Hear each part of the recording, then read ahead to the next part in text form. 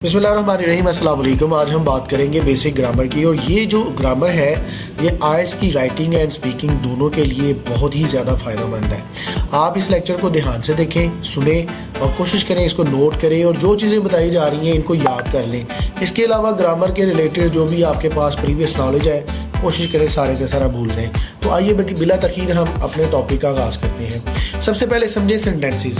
Sentences वैसे group of words होते हैं जो कंप्लीट थॉट कन्वे करते हैं। मैं इनको फर्दर बिल्कुल एलैबोरेट नहीं करूँगा क्योंकि मेरा मकसद सेंटेंसेस के बारे में एक्सप्लेनेशन प्रोवाइड करना नहीं है। आप सिर्फ इतनी बात याद रखें कि we have two types of sentences. एक वो सेंटेंसेस हैं जिनको हम स्टेट वाले सेंटेंसेस कहते हैं और दूसरे वो वाले सेंटेंसेस हैं जिनको हम एक्शन वाले सेंटेंसेस कहते हैं। अब स्टेट वाले और एक्शन वाले सेंटेंसेस क्या होते हैं, बड़े ध्यान से सुनिएगा।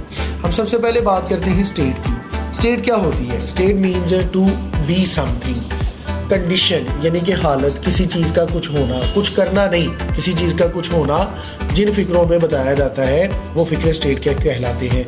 For example, I am a teacher, मैं एक उस्ताद हूँ। देखिए, मैं कुछ कर नहीं रहा बल्कि मेरी हालत है, ठीक है, मेरे कुछ करने की वजह से लोग मुझे टीचर कहते हैं।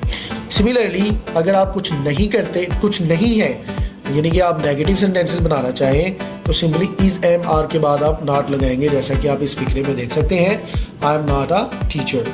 ठीक है, तो ये आपका नेगेटिव सेंटेंस है। आफ्टर दैट अगर आपने क्वेश्चन बनाना है तो आप इज एम आर को सेंटेंस के स्टार्ट में ले जाते हैं, जैसा कि तीसरा सेंटेंस आपके सामने है, आर यू अ टीचर। अगर तो आप उस्ताद हैं तो आपका आंसर होगा येस आई एम, और अगर आप उस्ताद नहीं हैं तो आंसर होगा नो आई एम नॉट। अब मैं आपको थोड़ा सा टेंसेस भी एक्सप्लेन कर देता हूँ क्योंकि हमारे जो स्टेट के सेंटेंसेस हैं ये अकॉर्डिंग टू टेंसेस 3 तरह के होते हैं। तो पहले आप टेंसेस समझें। टेंसेस का वर्ड टेम्पस से निकला है जिसका मतलब टाइम होता है, और ये स्क्रीन पर आपको टाइम का वर्ड नज़र आ रहा है। इसके बाद we have 3 types of time, present time, past time और फ्यूचर टाइम।